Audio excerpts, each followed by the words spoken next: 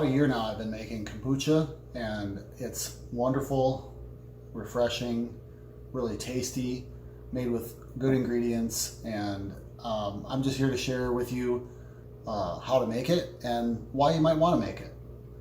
So the first reason that you might want to make kombucha is that it is really easy to make. Of all the fermented products that you could make, it's really easy. There aren't that many steps. It's pretty easy. It just takes a little bit of time. You can do other stuff while you're making the steps, but you do have to be patient.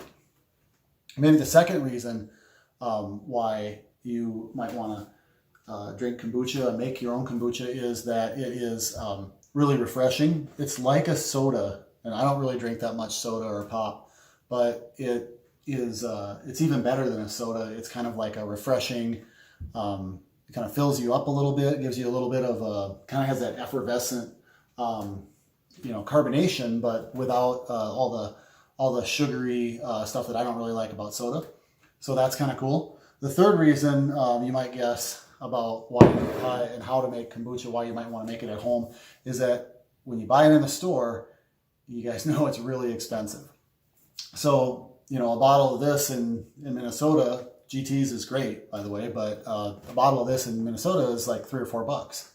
And if you make your own, it's really, really cheap. It's really inexpensive to make kombucha. And this is just this is my most recent batch here. This is peach ginger. The first steps of making kombucha is just what they call the first fermentation, which is a process of just brewing your tea and getting your SCOBY into that. So really a big ingredient in your kombucha is a SCOBY, and that stands for symbiotic colony of bacteria and yeast.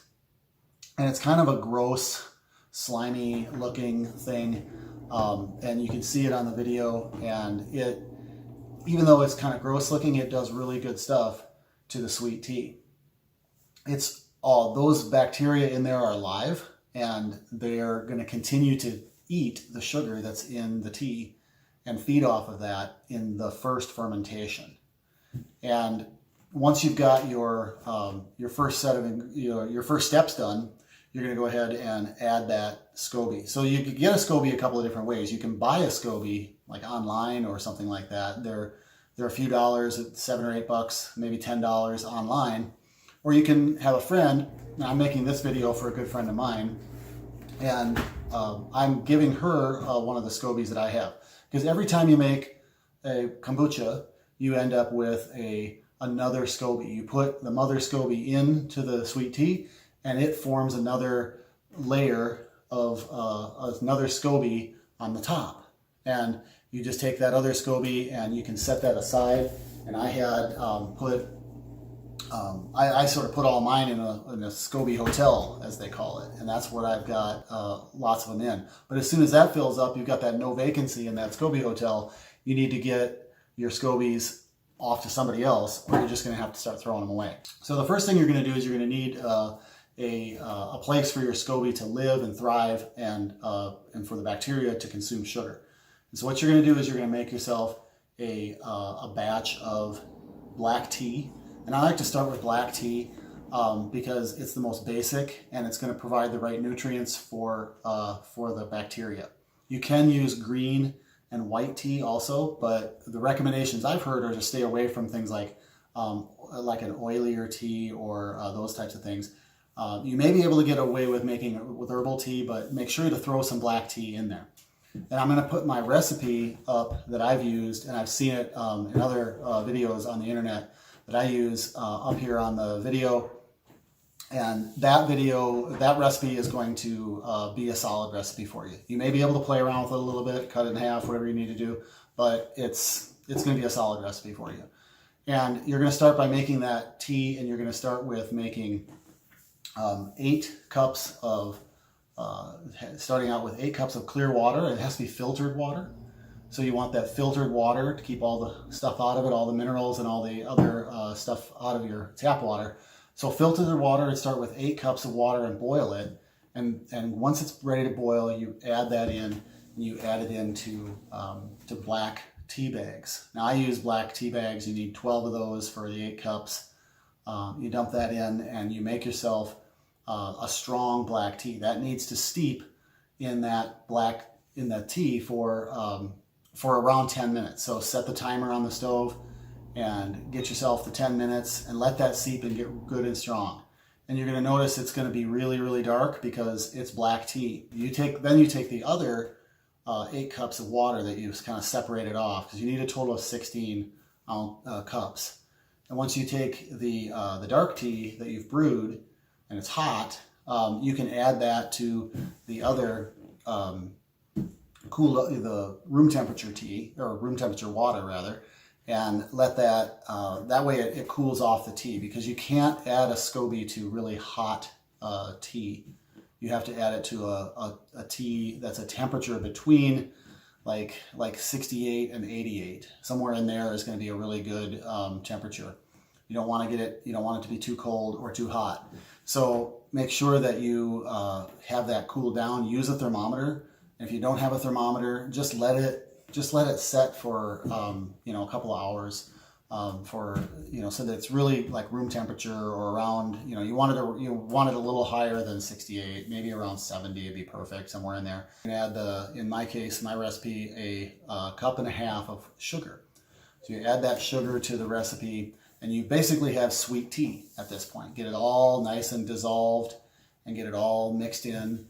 And so once it's completely dissolved and it's cooled, as I said before, then you can add your SCOBY.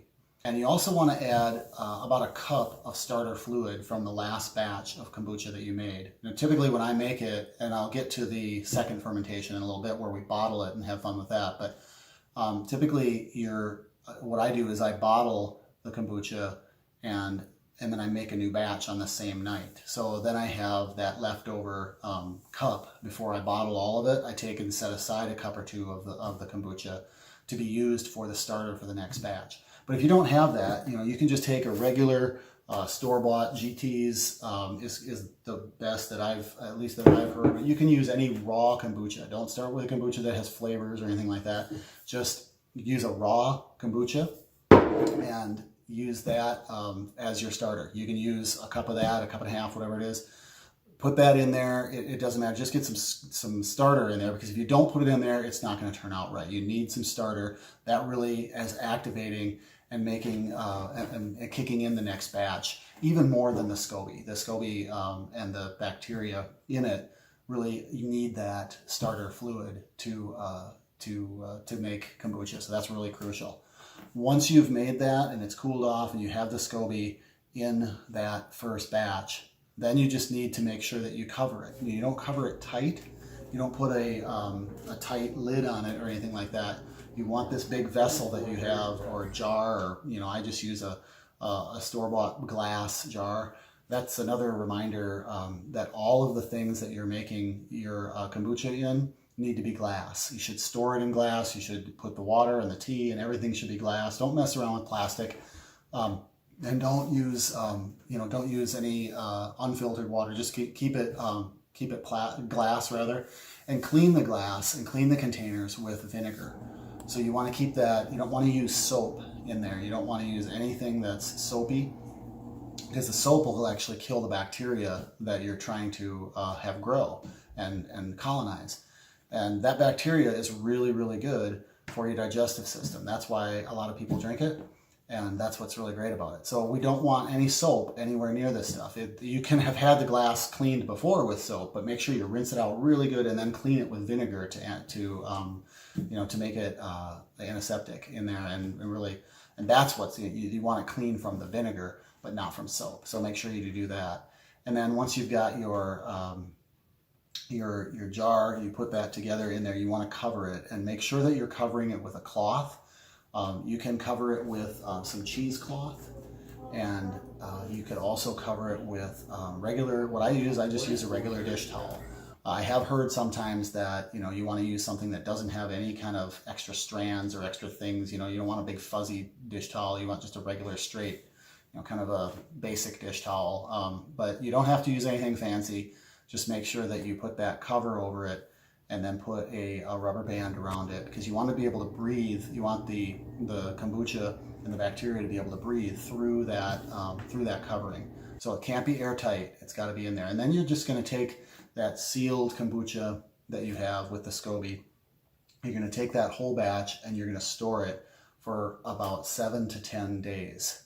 And that's really, really hard to wait that long. It's sometimes when you want to get in there and you want to taste it, you want to mess with it, it's hard to wait 7 to 10 days to drink kombucha. But once you get going and you get it really rolling and you have more kombucha left from the batch that you make, and then you have another batch back in the closet, then it's easy because you have plenty to drink while you're waiting for that batch. So take your kombucha and put it away, and then put it into a closet. I like to keep it in the closet, but wherever you keep it, make sure that it stays warm. It needs to stay probably above 70 would be really good. I think they recommend around 72 or so, or maybe a little warmer than that. No more than 80, but you can keep it between 72 and 80.